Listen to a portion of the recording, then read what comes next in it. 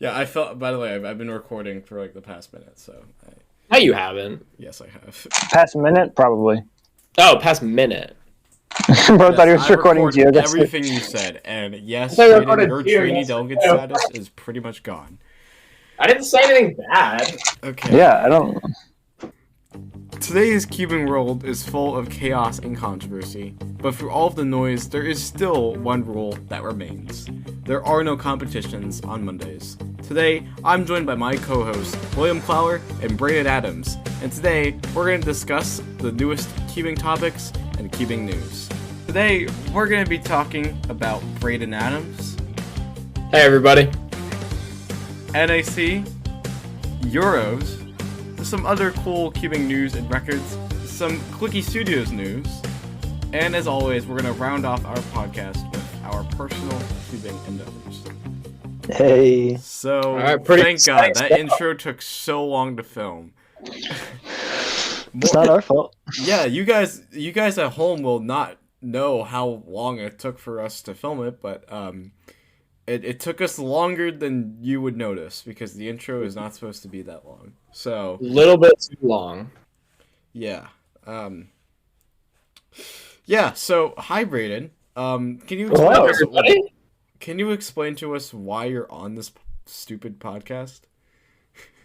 I'm gonna be totally honest. I'm not 100% sure. Just been helping out with the Clicky Studios stuff a little bit. Just commentated for a competition that we'll dive into a little bit later. But figured it was time to dive onto a podcast. So happy to be here. I believe Absolutely, you have absolutely. commentated all of the Clicky Studios live streams so far. I believe I have. I don't know how many other people can say they've done that. And that It's goated streak is like gonna that. end in about a month. We'll explain why later. But yeah. So Brayden, we have something here to introduce yourself to our listeners. We have asked you to present to us two truths and a lie about You yourself. have asked me to do that. You But- have asked me to do that. But before we do that, I think we should maybe get to know a little bit more about yourself. Maybe tell us just the truth. So, Brayden, what would you like to say to the audience? No lies.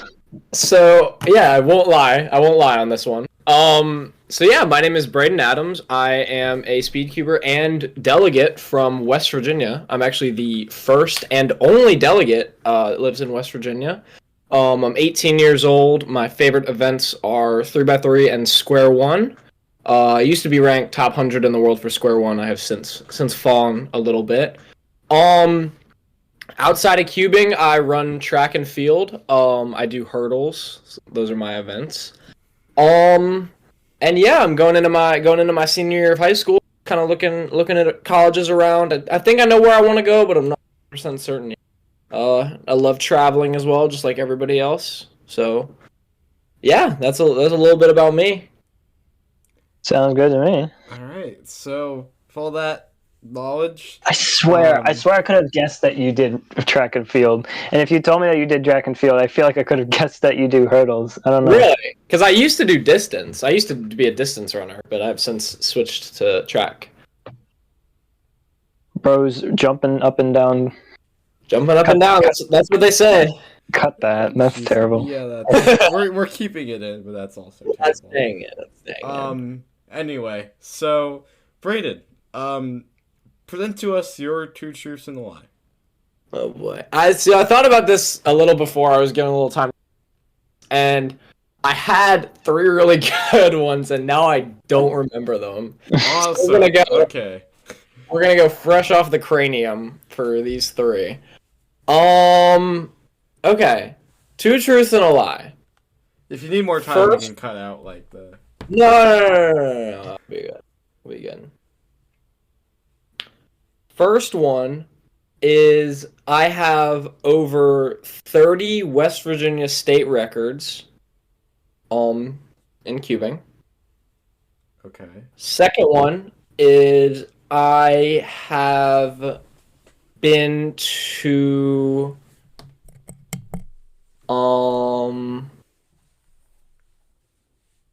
no, cut that. Not that. I haven't been anywhere. I've never been anywhere. I was voted as making the best gazpacho in Spain. The second one. Okay. And the third one is I have been to Georgia 11 times. Georgia the state or Georgia the country? The state. Why would you even ask the I country? don't know, because he could be like, oh, it's the country. I've not been to Georgia 11 times, so. Okay, so these are all extremely specific. Will, do you have some... let's break down the first one. So, 30, that's a lot, but I know he has a lot of results in things, including blind events. So, what would that be? Single and average, that would be 15 different events. 2, 3, 4, 5, 6, 7. They don't have to be. They don't. I'll say this. They don't have to be ones I currently hold. So Okay. you broke them. So you OH, Squan, skewed. PRs too. Okay. Like previous PRs would count as a state record if they were state records. Okay, so I think that makes that a lot more believable. It's also too specific with the number though. I said over 30. You said over 30. Okay, over 30. That's... You could be like, oh, I have 29, but whatever. That's believable. The second one is way too crazy way too random to be the lie, I feel like. I feel like... where do you think of the best gazpacho in Spain? I feel like it could also be on some, tourism thing where maybe someone else got it, but he remembers it. I feel like that's really specific because the other two... Georgia 11 times? That one's too crazy, and I feel like I'm closer to Georgia than he is, and I've only been to Georgia maybe 3 or 4 times. And my family travels ever, so. Well, yeah, New Jersey. I'm gonna go ahead and say that the Spain one is a lie. I'm gonna say Georgia's the lie. All right, one of you got it. Okay. Okay. The lie was Georgia. I knew you made the best gazpacho in Spain. Do you know? Okay, first of all, I've only been to Georgia. So. What did you say? You cut out. I've only been to Georgia one time. Okay. Let me tell the gazpacho story. Yes. So I went to Barcelona a few months ago. I went to a couple other places in Europe, but the tour ended in Barcelona. And one of the days we had a little cooking contest with our whole tour group. And I was tasked at making the gazpacho. And I got to go to a Spanish... Do you know what... I'll explain what gazpacho is for the audience. Okay. It's kind of like... It's like a smoothie, but you don't make it with fruits. You make it with vegetables. Yeah. And it's like mostly... Isn't it more like a soup, though? No, you drink it. In Barcelona, they drink it. We drink it out of glasses. It's bell peppers. That's what it is. Gotcha. It's a lot of bell peppers. So we bought a lot of peppers and tomatoes and cucumbers. I think were the 3 things we put in it.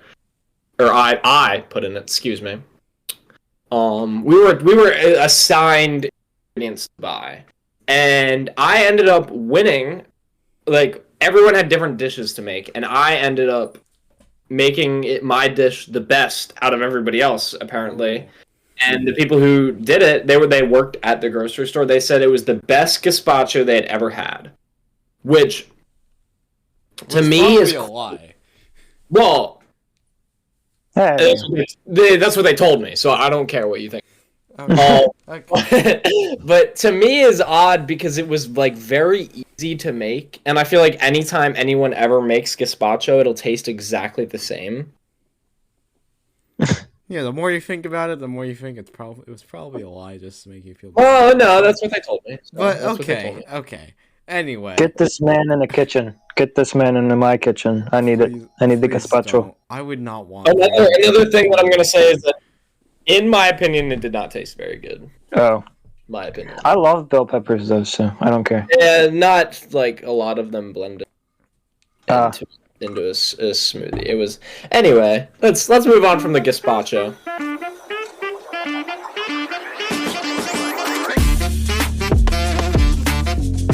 Okay, so now we're gonna be talking about NAC.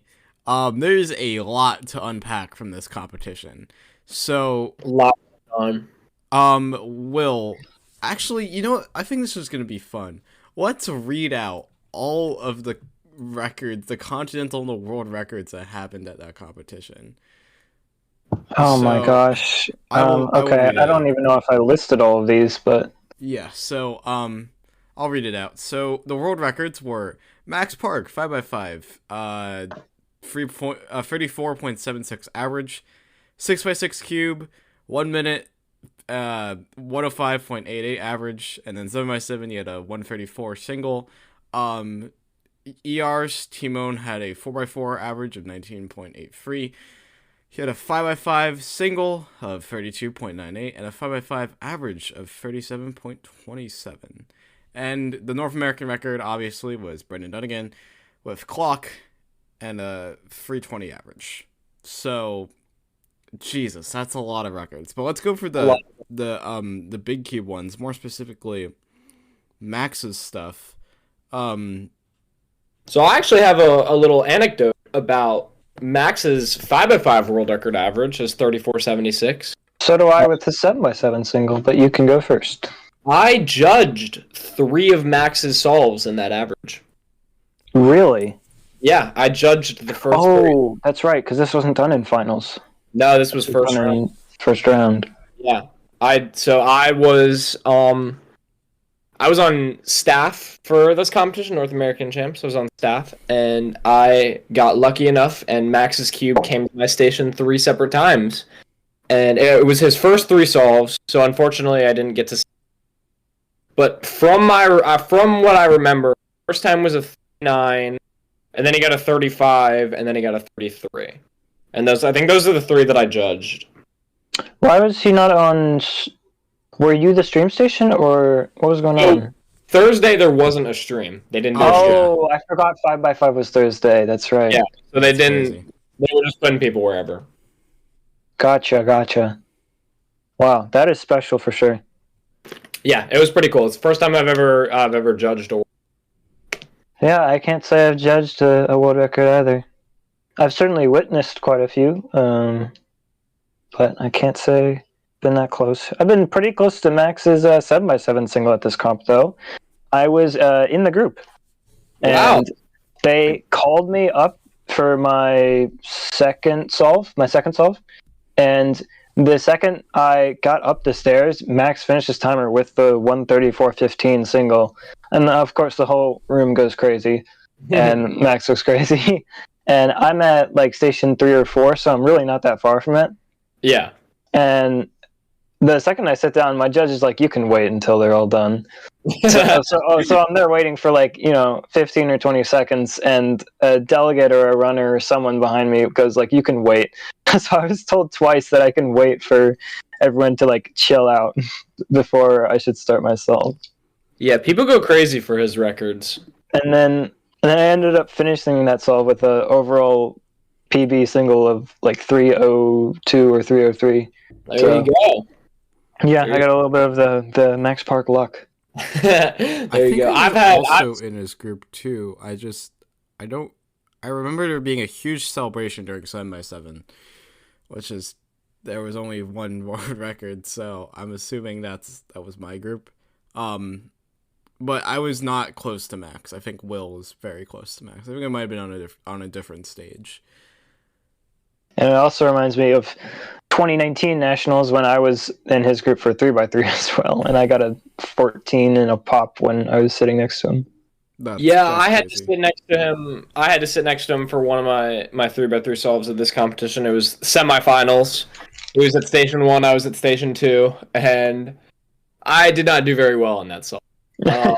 There was too many people watching for me to not be used to that, and it was cool. But it's always fun to solve next to a world record holder. It's true. It's always fun. Speaking of 3x... sorry. I was just going to say that he also did quite well in 6x6. Yes. The world record mean. Usually when Max breaks world records, it's just taking records from himself. But this one was a little different because he actually took it from Seung-Hook Nam from Korea, who had the 6x6 mean world record for quite a while. But Max has taken it back. I am actually pretty excited about this record because it means the one that's next is most likely the sub 105 mean, and that's almost frighteningly close to sub 1. And that barrier is just getting closer and closer, and I think we could actually see it in the next 2 or 3 years. I think it's definitely possible with how much not only Max but other people such as Timon Koloshinsky and Seung-Hook Nam are improving. Yeah. Good stuff. Good stuff.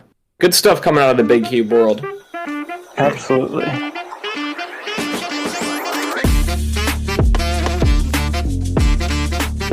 So, shifting away from that, we have some crazy podiums to discuss. Obviously, all the podiums were amazing and incredible, but two caught our eye in particular. One of them is the 3x3 podium, which we will talk about later. The other one was the 2x2 podium. So let me read this out for you guys. So we predicted Clicky Studios. We'll talk about our predictions maybe a little bit later. But we predicted, I think it was a podium of like Sujin, Zane, and Luke Garrett. Something like that. Yeah. So, first of all, Luke Garrett placed 13th, so we were not.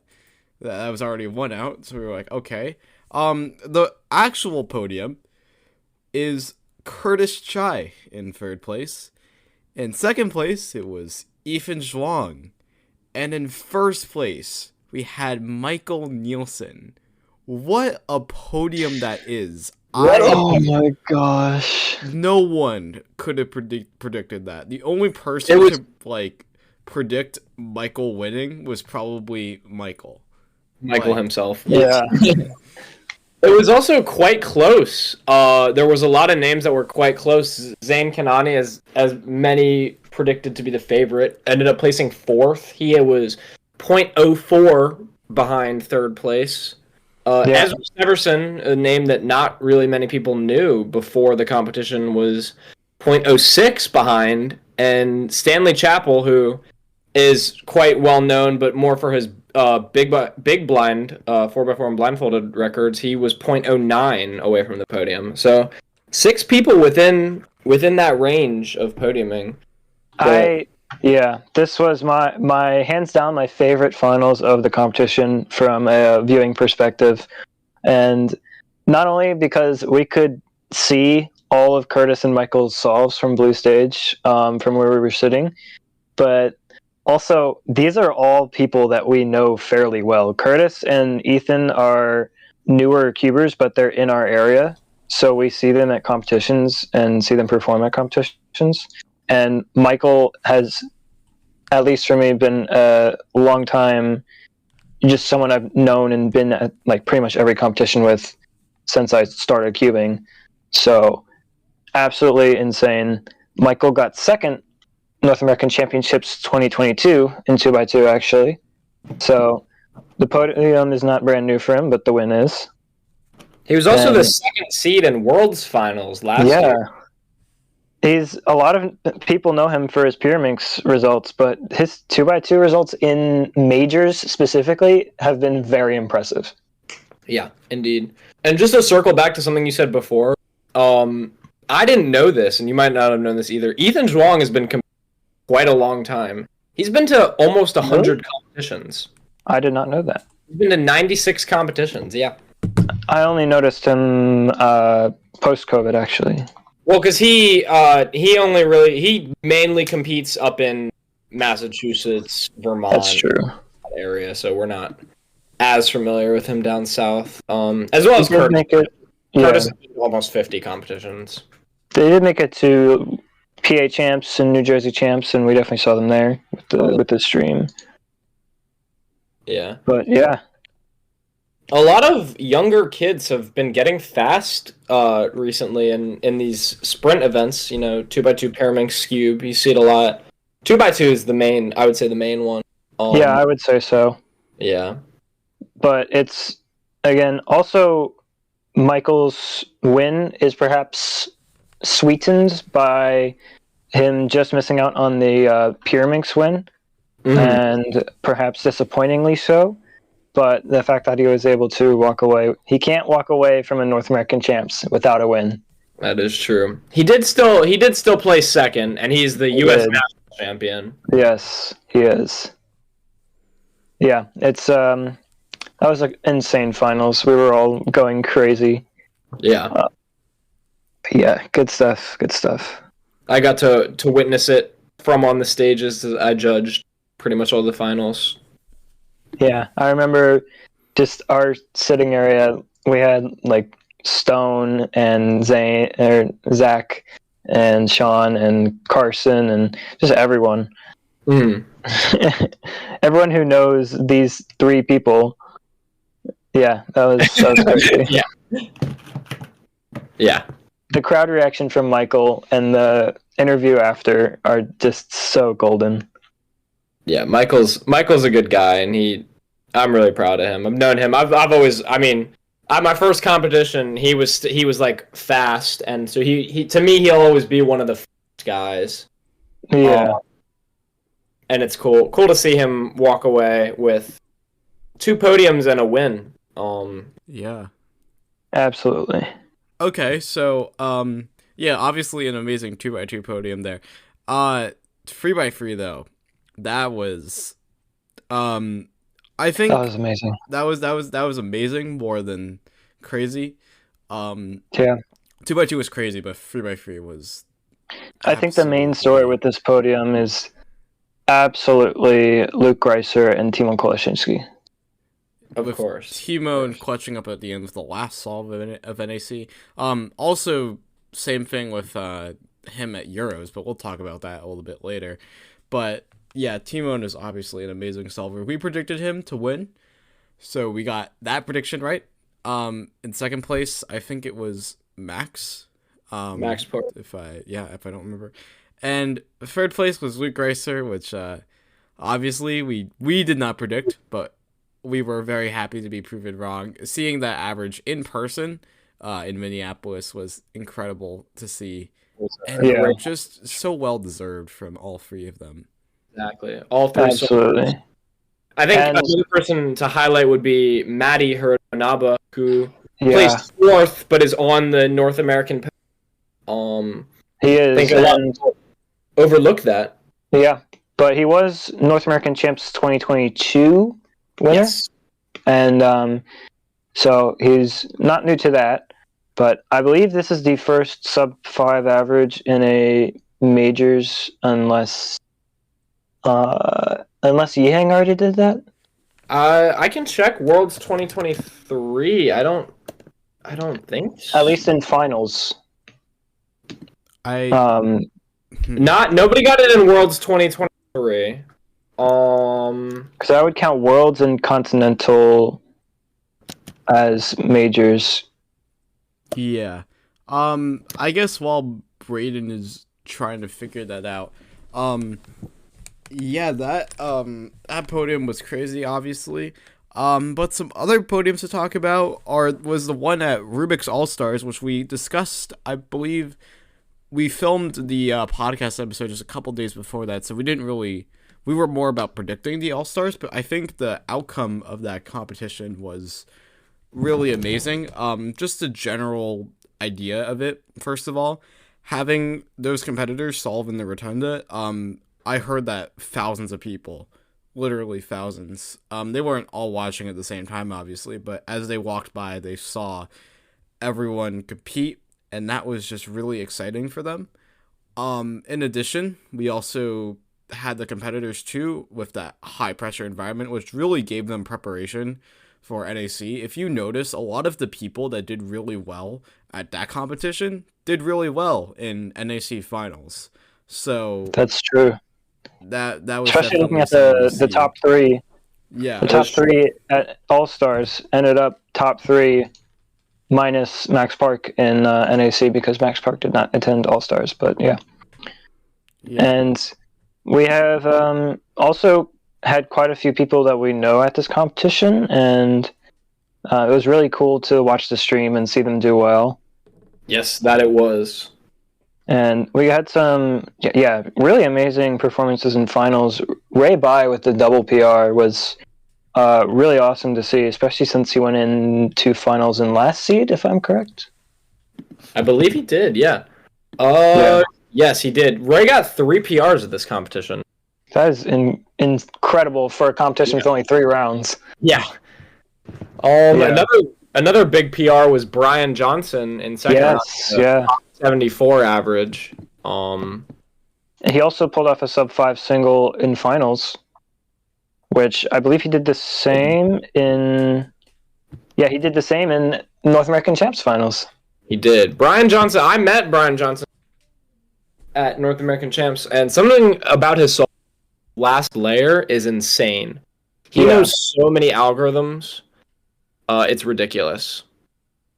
And I mean, that's something that could go on for hours, just talking about individual people's turning styles just being crazy. But I really love Brian Johnson's turning and solving style, and Maddie's and Timon's.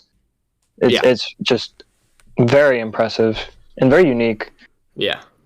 Absolutely. Brayden, do we have any word about if that was the first sub? I believe that it was. I couldn't find anything, so I think that it was. Okay. Very, very impressive.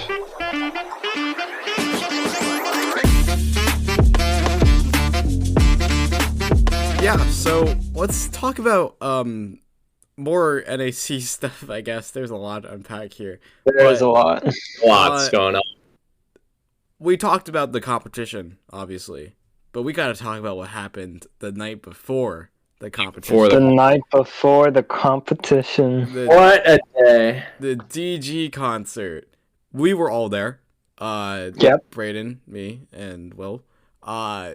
It was really, really fun. Obviously, me and Will's experiences were a little bit different because we were filming the thing, but Brayden, as a concert goer, or at least as an attendee there, who got the full experience, what were your thoughts about it? I think it was great. I think I would highly doubt that anyone watching doesn't know Daniel Goodman, known best as DG Cubes on YouTube. He makes music now, and he makes quite good music, and so he's been advertising for a couple months. I think the first time I heard about it was New Jersey Championships. He's having a concert, and so a lot of cubers decided to go, and at first it was a little awkward, because we weren't 100% certain what the vibe was gonna be, but then Daniel did an amazing job getting the hyped up, getting us all fired up, and released some, did some pre-released music. It hadn't been released yet. And he did a fabulous job getting the crowd up. We did some crowd work with. 95% of the crowd was cubers, so threw in some Rubik's Cube references and had some special guests, Adam Vetzer being one of them, as well as the largest cubing YouTuber right now, Soup Timmy. Was up there as well. Dang, I thought you were going to say Zach Rydell.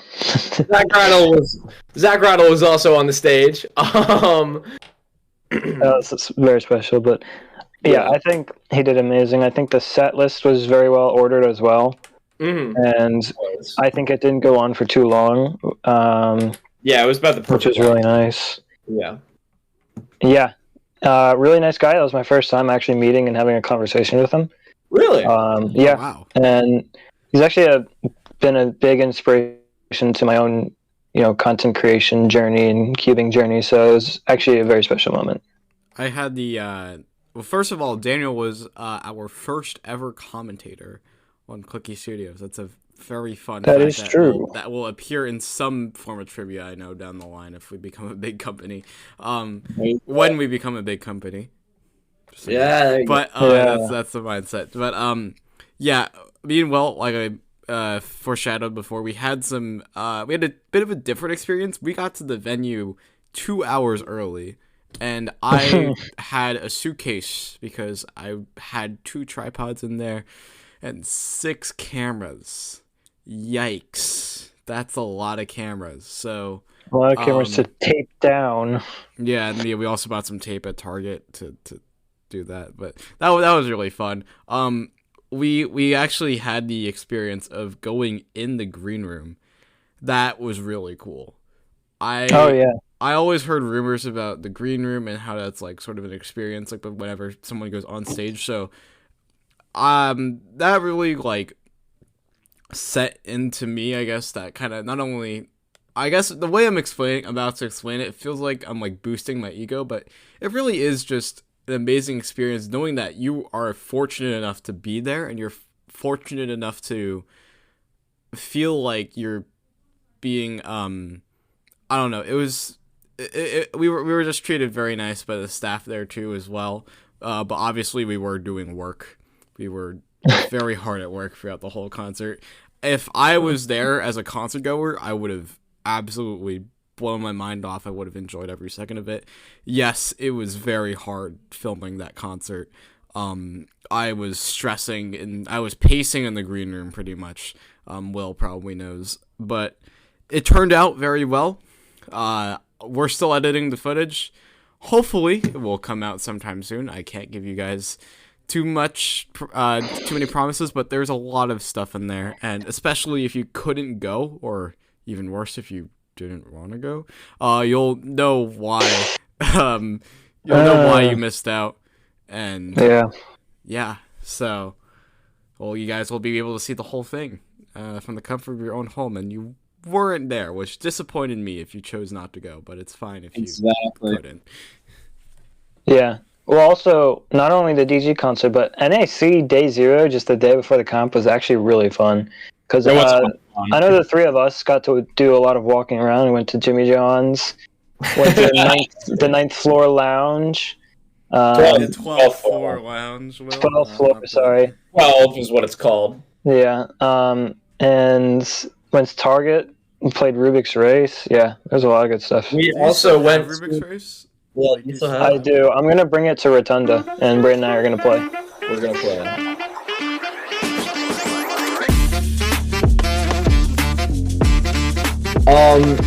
I do want to also add the basin in Minneapolis. Oh! Awesome. I have thought about the basin every day. Night and day. Yeah. Night and day. Yeah. The basin never leaves your mind. For those of you who have not been to Minneapolis, let me tell you, the basin is this area. I don't know how big. It's quite big. It is decent. It was decent size. It's the size of like it's half a football field, I would say. Yeah, and it's a little bit less. An inch deep of water, just maybe an inch, maybe a little more than that, and you can walk around in it. Mm-hmm. And that's it. And it's so but the way they word it on the rules is that they say you can wade in the basin. There was a big sign. You can wade in the basin. For me, wading is like being knees deep in water. Me as well. But I think walking in the basin would have made a little bit more sense. But I like the phrase "wade in the basin," and I said that every day. And I think I stood in the basin. There was also games set up right near the basin. Yeah.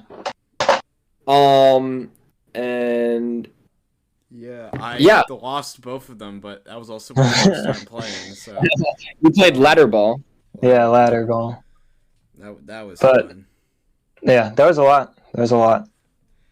Yeah. Also, I guess while we're talking about stories, I'll round off, I guess, the NAC section. Or not. Well, we'll talk about our performances, but I uh, I went to Chipotle on day 3 with a bunch of friends from across the country. Namely, it was Brendan's first time ever having Chipotle, and Really? he loved it. We also sneaked some Chipotle in the venue when we weren't supposed to. Basically, long story There was short, a very strict no outside food. The security was insane. Yeah, it was quite crazy. Except they story missed short, all I the had outside to- food I brought in. But yeah, I had to basically disguise myself as a different person, and I was going to wear one of Kate Graham's zip-ups, but I thought that was too weird, so I had to wrapped the Chipotle bowl, basically, around her zip-up. And then, I wrapped the zip-up around the Chipotle bowl, and then I was able to sneak it in with no problem. that's crazy. That's That's crazy. Effort. Yeah, there were many moments where it just left my mind that outside food was not allowed, and I just walked in, and they just did not stop me. I So, didn't see, so. It's like, I don't know. They were definitely there. And fun fact, I can't remember what event it was, but it was on Blue Stage Thursday. And I just saw like some security guys just like walking behind the stages. I was like, is this really like I think it's sort of, competition? like, a fire hazard, like, because if you have too big of a crowd, it's dangerous. But it wasn't a crowd. They were behind the stages, like in between the waiting area and the actual stations. So I don't. That's the only day I saw that, but that was a little interesting. Okay. Yeah, I mean the venue did a good job. Absolutely. It was a great venue. I did eat the same meal multiple times. As staff, I got a voucher to eat at the Mill City Grill, which was the little food area they had. And How much money did they give you? They gave us $60. I guess I don't know. The food there was quite expensive. Each meal was around $15 to $20. Okay. I'm pretty sure each meal was $15.25, so you had to pay $1 anyway. But Well, that was like the base. if like you the wanted bare- to drink, I guess, yeah, you had to pay. Yeah, it was like the bare. Like you get a hamburger. That's it for $15.25. So, and I like to eat. You know, I'm a big food guy. You know, so I was Big eater over here. you know, getting a soft pretzel, you know, getting some fries every day. So my meals would come to. So there was a couple when the meal voucher ran out. There were some times where I didn't have time to leave the venue and go to go get food. So I ate the Mill City Grill. To admit, You basically ate there every day. pretty much. The last day I went, there was a restaurant, Devil's Advocate, and I went. It was a lot of delegates from mostly Mid-Atlantic, but around the world, and got to meet some board members and some people who I've always known but never really talked to before. I had some nice conversations with some people. Yeah. Great. It's good stuff.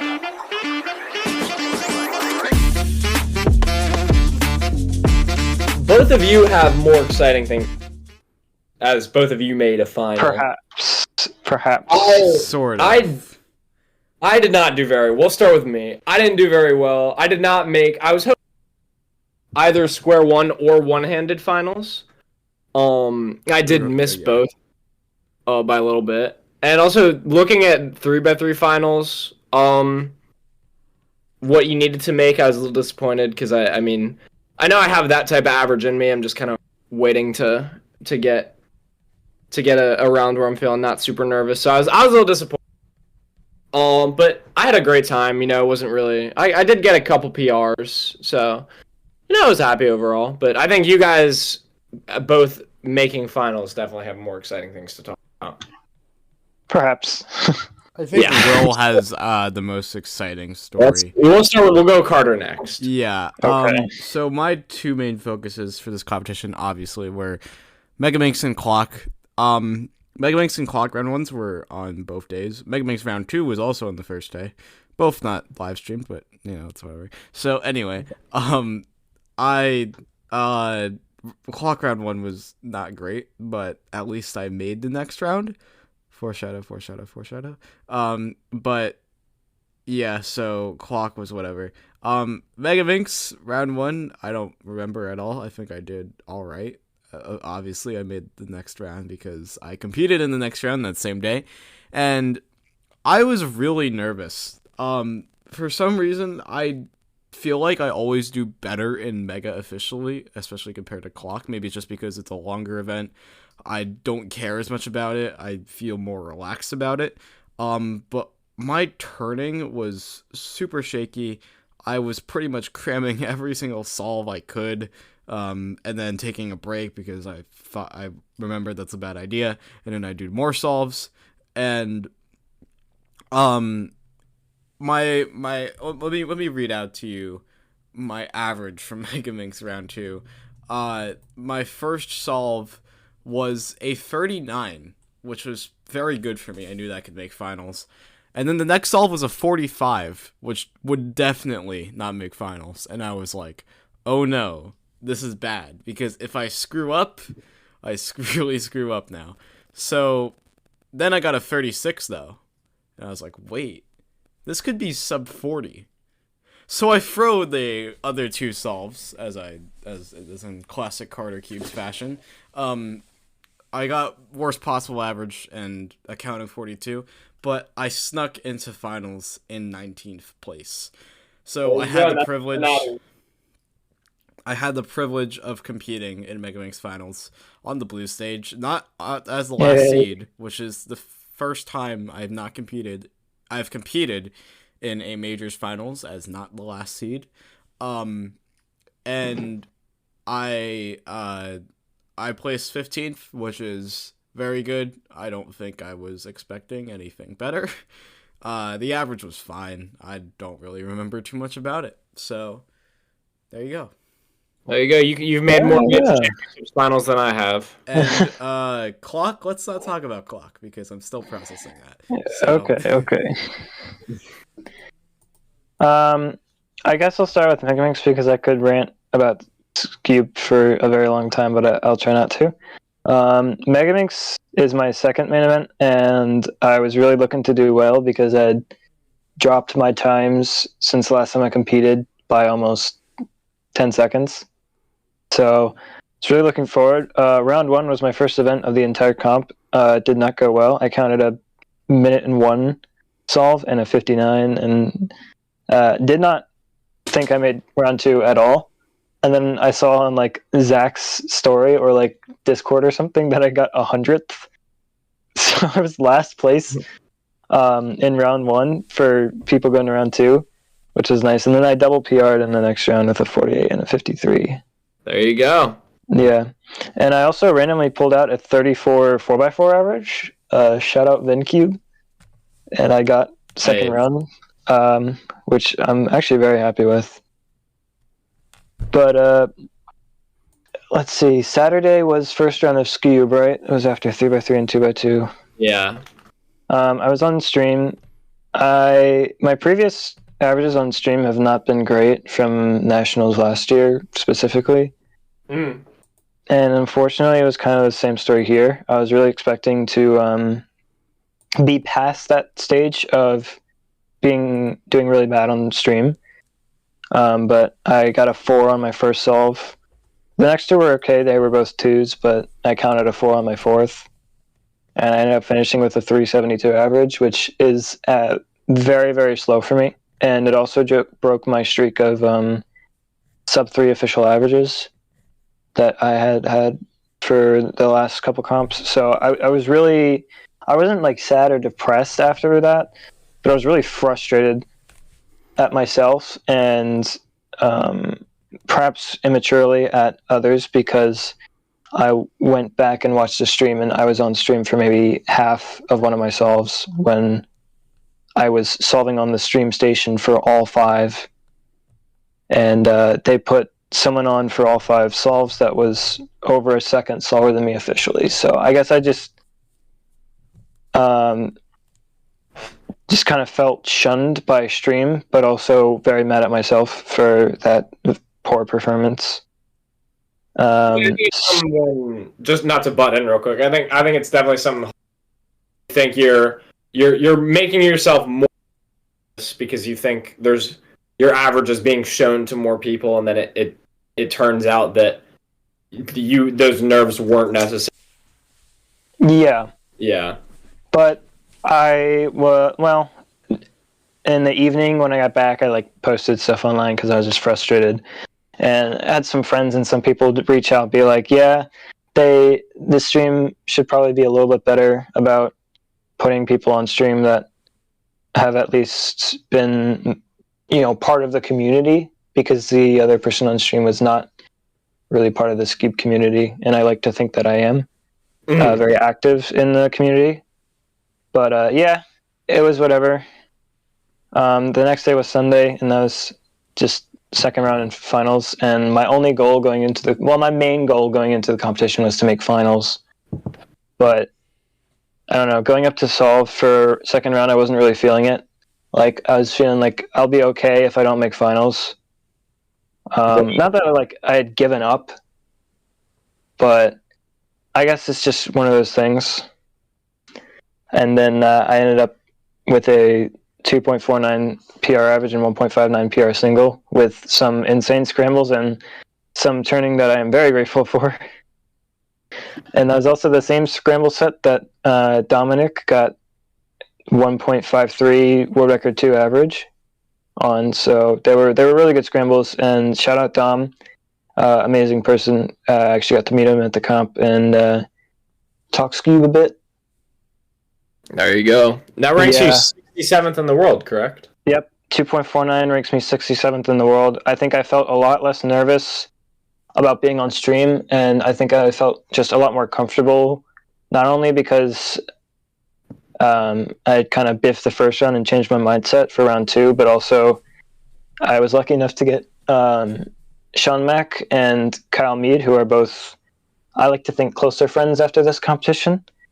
So they were comforting to have solving next to. There you go.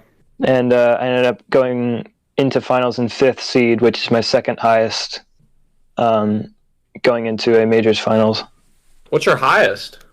3rd, US Nats 2019. Really? Yeah, I pulled out a 325 average, and that was a 3rd seed. That was 3rd seed? Yeah. Wow. Huh. Times have changed. That wouldn't have made finals at this comp, I don't think. No, I don't think it would have. But funnily enough, Zeke Mackey, how do you pronounce the last name? I think it's McKay. Zeke Mackey. Zeke Mackey. That's it is Zeke Mackey. I was wrong. Okay. Either way, also tied this PR, but I had a lower single, so we had tied averages going into finals, which is fun. And then finals was nothing special. I think my turning was okay, but I counted a 385 at the end when I could have gotten a mid 2 average. So I finished 9th when I could have finished 5th, but it's whatever. I made finals, and I'm really happy with myself with the 249 average. I actually got that, and I freaked out because the last solve was 159. But also, just going to my friends and my mom, I was almost in tears of joy. I mean, it was such a big stress reliever, and it was probably one of my proudest averages That's awesome. ever. So it was just awesome. A huge rush of emotion, and I don't think I'll be able to match that until I get sub 2 officially. So there you go. It's gonna happen for you. I'm excited for when it happens.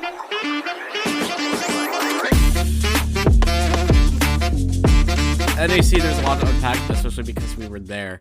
But with Euros, Jesus, that's even what bigger. A comp. What a comp. It was in Spain. One of the biggest parts about that competition was that it was held in a basketball arena, and the competition was sponsored by the government, so they were able to get that venue, and it was absolutely incredible. I wish the US was not so expensive so that we could have something like that. Like imagine competing in a venue like that. That would be absolutely crazy. Imagine competing in the Pentagon. That I would not want to imagine that. In the Pentagon courtyard. That would be strange. Be ridiculous. Yeah. But Euros was certainly crazy in its setup. I think the only world record that happened was Tommy Cherry, 3 blinds, 14:05. Yeah, I believe so. I can look and see. But I think that means that the next mean is very likely to be sub 14, which will be crazy. And then, we can talk about the Euros podium, the free podium. It was Alexei, Timofey, and Timon. But Timofey almost won the competition and became European champion.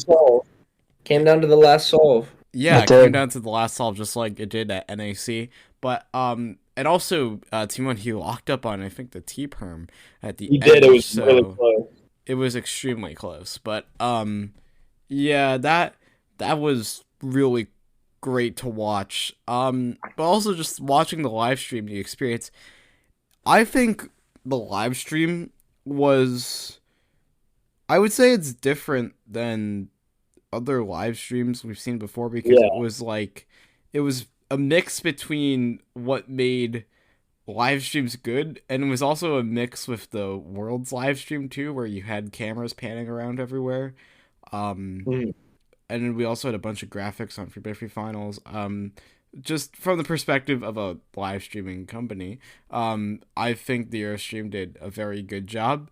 And they produced something very nice to watch. There were obviously some things that didn't go right, but that's, to be expected in this area where the live streaming coverage isn't there. There is no real standard or really it was mainly just third parties and all that. So I think if I'm not mistaken, this is also the maybe not, but I think this is the first majors finals to have this many people from different continents, because Daniel Rush made finals, and that's African continent, and then so did Toby Seufert, which is Australia, and then of course Patrick Ponce, US.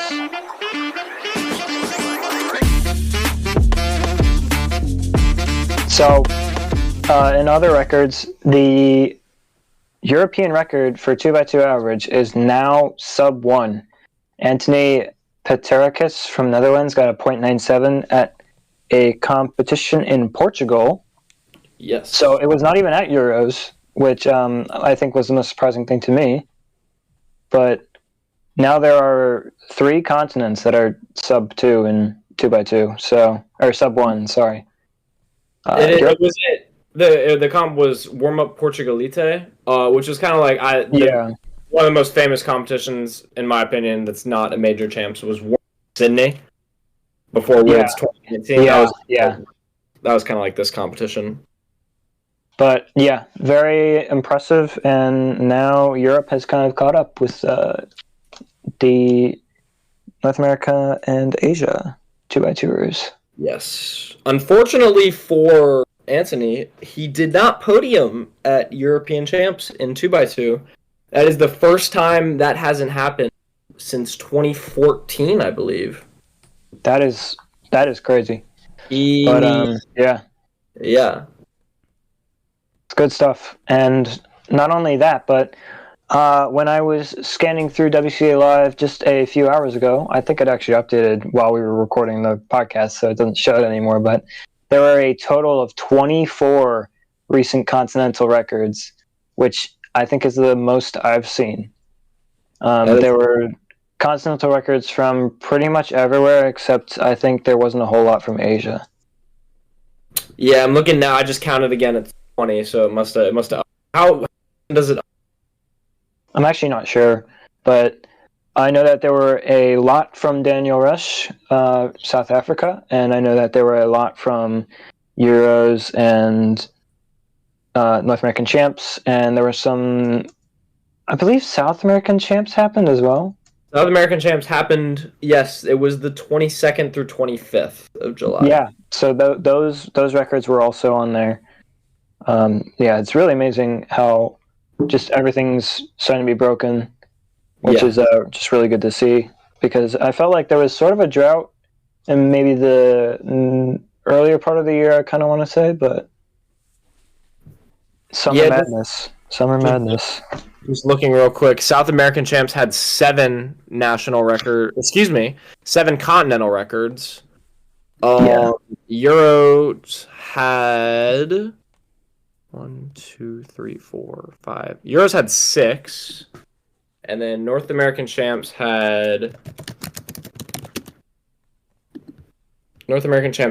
4. So that's already 17 right there, and then you factor in other competitions. It's been an exciting couple of weeks.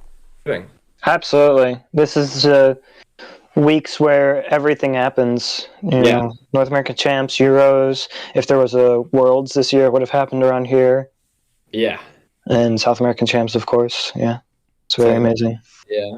Was there an Asian champs? Or is that there was Philippine nationals, which a lot of people went to. Yeah. I know there was Malaysian champs happened too. Malaysian champs, yeah. A lot of people just put it for the summer because it's just the best time. There you go.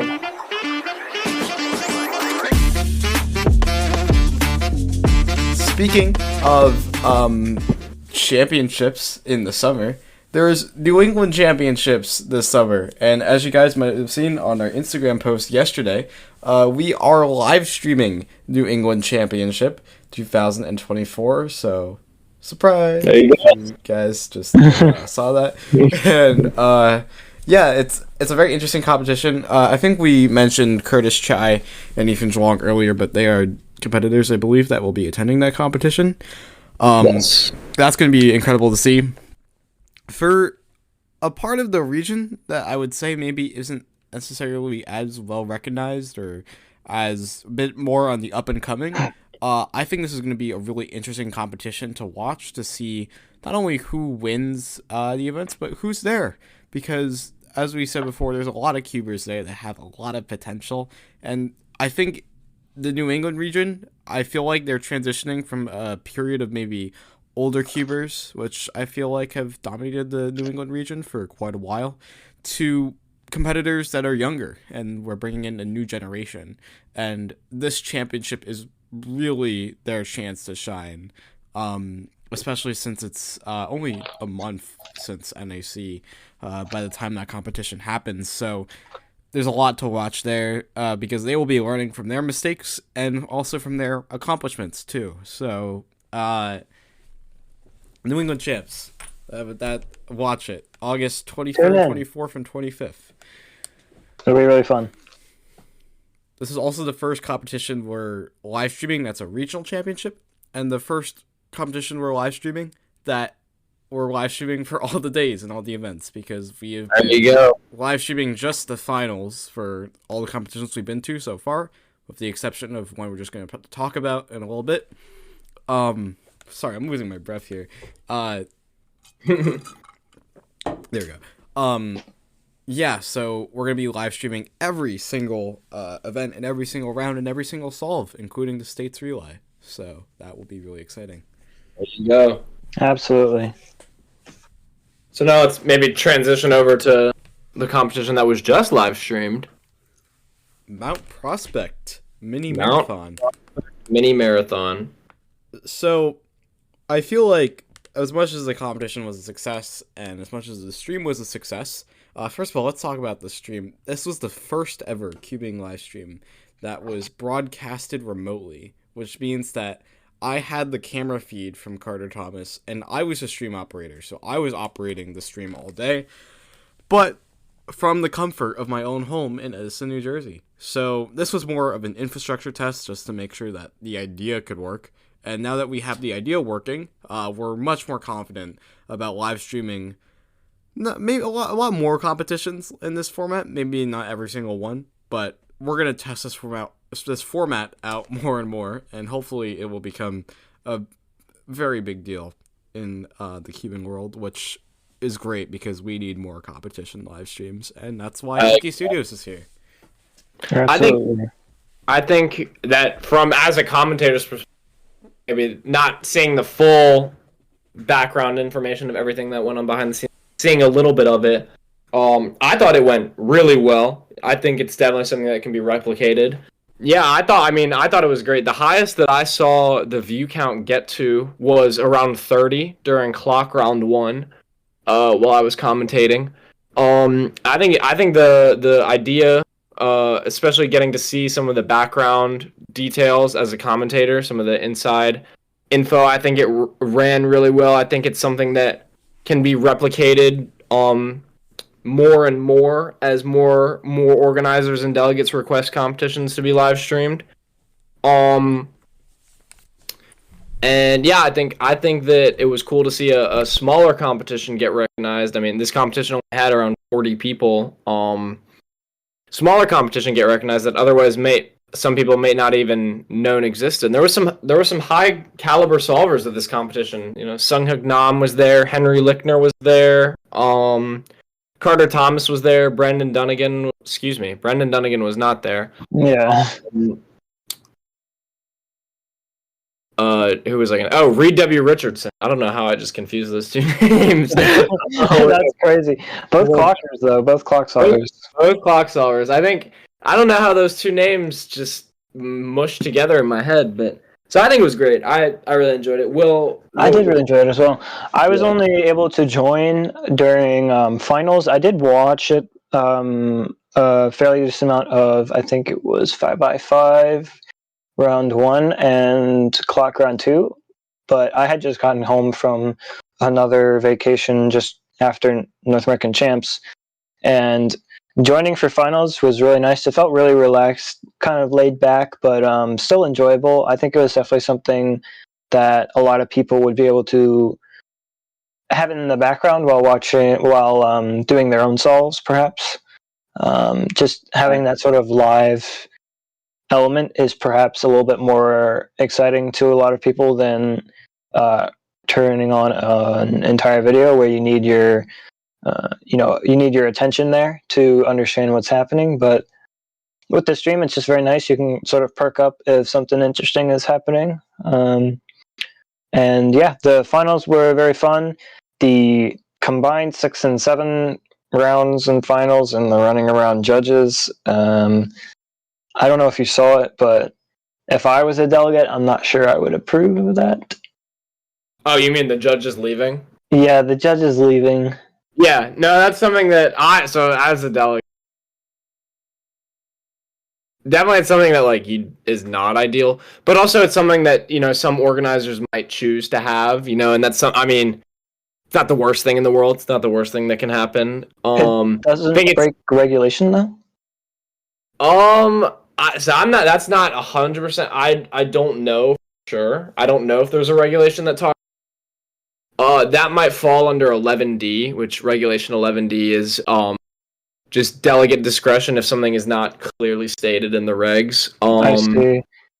But I thought you needed a judge to witness at least the end of the solve. So I'm not 100% certain. Yeah, I don't know. I don't know. I will look up. The thing is, though, for 4-blind, 5-blind, and multi-blind, sometimes they don't witness the end of a solve. Yeah. So maybe they were going through that approach. I think that's the conclusion that I've gotten to. But okay. But outside of that, the finals were pretty fun to watch. It's very interesting seeing absolutely no 3x3 at a competition. I think that may have been my first time seeing that, but I will go to one that is no 3x3 very soon because Quiet in the Rotunda does not have 3x3. It has FMC and blind, but yeah. So it'll be interesting to see more comps like that pop up here and there. Yeah, I've been to a couple myself. I went to a competition in Pittsburgh that had 5x5, 6x6 Clock, Megaminx, Pyraminx, Cube, and Square One. And I went to a competition in Dunkirk that had 5x5, 6x6, 7x7, and one hand. And then I've also been to a couple weird ones, like in Pennsylvania. There was a competition called Huntington Knot Competitors, and I think it was 7x7, clock, Square One, 3 blind, 4 blind, 5 blind. And then I've been to a couple just quiet competitions. So I have a share of no 3x3 comps. Gotcha. There's a handful of non-3x3 competitions. Yeah. So now let's talk about our last thing, Clicky Studios related, the jerseys. Yeah. So, by the jerseys, we have a they're $40, but for only just $10 extra, you can get your name on the back, which is, I believe, part of a very exclusive collection of cubing merchandise where you can get your name on the back. So make sure to buy the jerseys. All the funds for the jerseys, by the way, directly support our company. So as a company that has to spend a lot of money on cameras, we need a lot of help with that. Obviously we're just starting out too, so a lot, if you really support what we're doing, the best way to show that support is to buy a jersey, because not only are you supporting us directly, you're showing everyone else how much you support this wonderful cause. So or not cause. It makes it sound like we're I don't know why we're trying to fund money for humanitarian relief or something. This wonderful not movement. That sounds worse. Adventure. Bro. Adventure. Wonderful adventure. Let's call it an adventure. And not only that, but the jerseys are. I'm not just saying this as an employee, but they are very, very nice quality. Absolutely amazing design. Shout out Eric Hsu for a boatload of that work. It was very high quality, very well done. And also shout out Cubicle for letting us make it and use their logo. Yes. They're very comfy as well. Absolutely.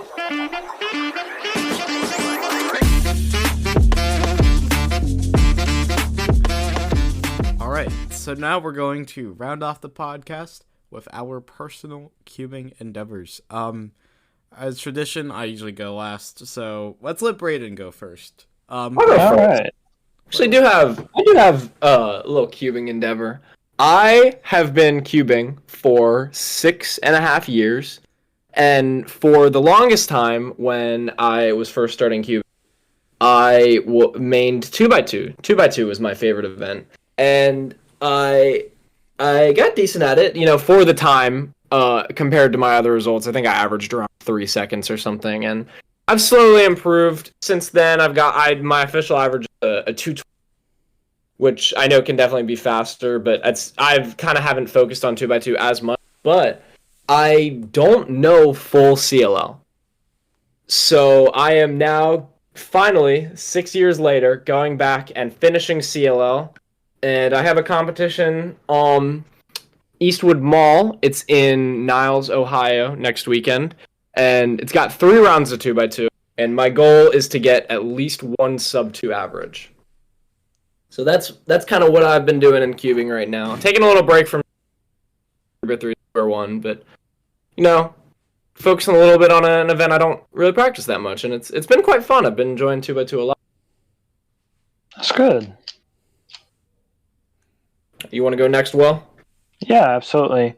So I'm sort of definitely in this post-NAC phase, but also pre-next competition phase, where there are a lot of things that coming from North American Champs I want to work on and improve. Like I need to tackle Scube 1 looking now, which is going to be the bane of my existence, but so worth it.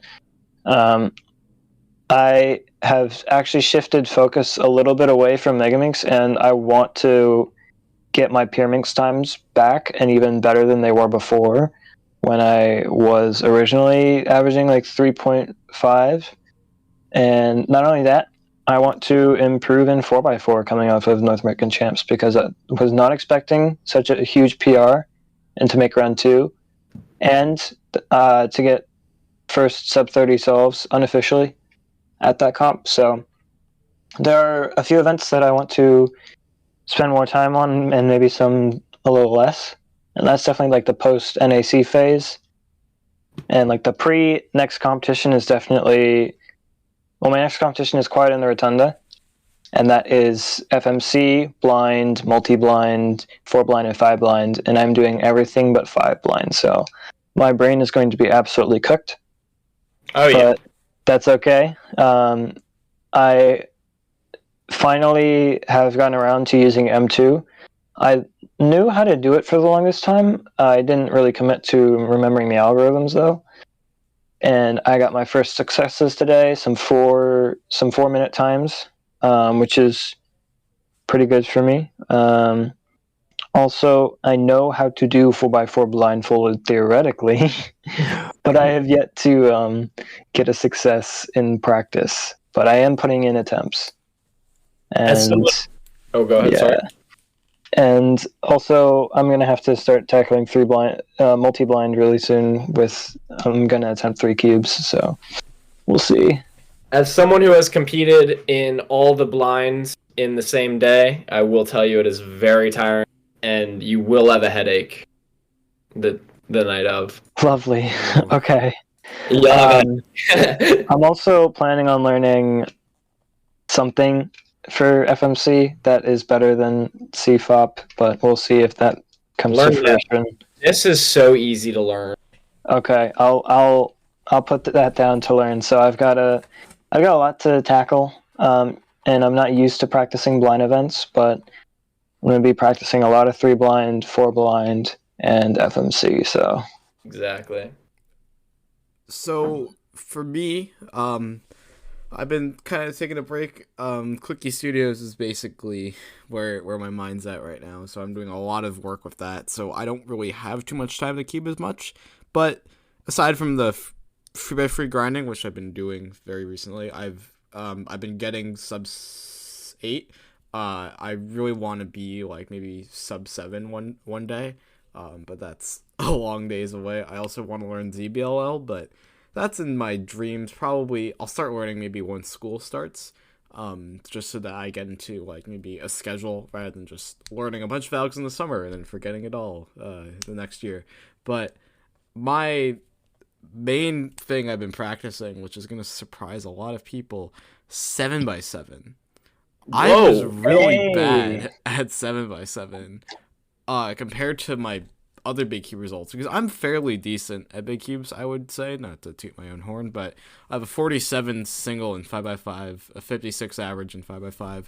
6x6, I have a 144 single and a 152 mean, but 7x7, I have a free 12 mean and a 305 single. Ooh, I don't like that. So I want to get sub 3 at the next competition where I'm doing big cubes. I thought it was going to be at New England Champs, but I'm going to dedicate my time to live streaming there, so I'm only competing in a couple of events. So instead, I will be competing in 7x7 at Pretzelmania. So that's gonna I'm gonna really prioritize 7x7 at that competition, especially because I will probably have 2 rounds no matter what happens, because that's how pretzels work. I think pretty fair to say that you will have 2 rounds. Yeah. And I also bought an FTO. Have not learned how to solve it yet. But really.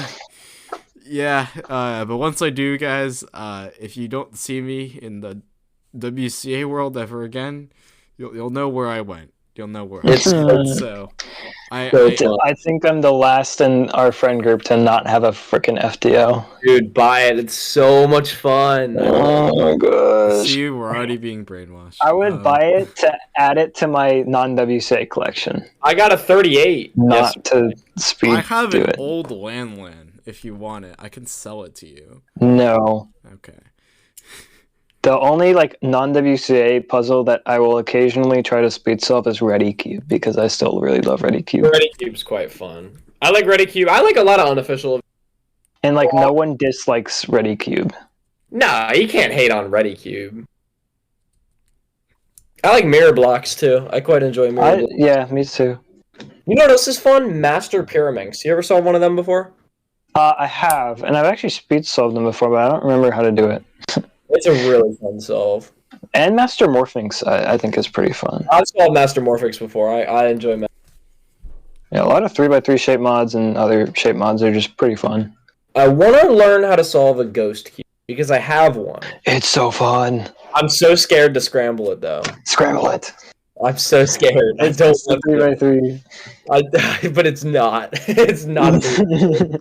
I've solved an Axis cube before. Axis cube is quite fun as well. It's my most viewed video is my Axis cube tutorial. I think I watched your tutorial. It's almost 20k views. What'd you say? It's almost 20k views. I think you said least viewed. No, it's almost 20k views. It's my most viewed. I think I watched your Axis cube tutorial. Oh no, it's so bad. Yeah, I learned how to solve it. So. Yeah. All right. So today we talked about a lot of things. This is, I think, our longest podcast episode to date. I'm pretty sure. But I figured it was gonna be, to be honest. We recorded for almost 2 hours. We've been recording on OBS for 1 hour and 26 minutes. We have to cut a lot of stuff, but so it's probably around. Did we not call it at 7:30? Did we not start at 7:30? We started at 8. We also played GeoGuessr. We did play GeoGuessr for 30 minutes. So, okay. Today we talked about Brayden Adams. Hey everybody. This is deja vu. This is how the podcast started. We talked about NAC, more specifically, the big cube world records, the ERs, the 2x2 podiums, the 3x3 podiums. We also talked about the stuff before NAC, Rubik's All-Stars, and the DG concert. We also talked about some other stuff relating to NAC. We had the Brendan Dunnigan NAR clock average of 320, and some really fun NAC stories about waiting in the basin, going to Chipotle, all that cool stuff. I don't think we talked about Brendan's clock average. I think we mentioned it. We mentioned it. Okay. But we also talked about our own performances and experiences. We talked about the Euros experience too. We talked about the Euros 3x3 podium, Tommy Cherry's free blind world record mean of 14:05, and the Euros live stream. We also talked about some other records. There were 24 recent Continental records according to WCA Live, and the first sub-1 2x2 European record average from a time of 0.97. And we talked about some Clicky Studios news. We have the Mount Prospect stream, and we are live streaming New England Championship 2024, the first regional championship that we're going to live stream, and the first live stream that we're going to have for multiple days. So you'll be able to see every solve, every round, including the States Relay, live from Providence, Rhode Island. We also talked about our Clicky Studios jerseys, which you can buy on clickystudios.com, and they are only $39.95. So make sure you get those. They are very high quality, and you can get your name on the back for an extra $10. And finally, as we always do, we rounded off the podcast with our personal cubing achievements. Thank you guys for watching, and remember, there are no competitions on Mondays. We will see you on the next Monday. Whew, that was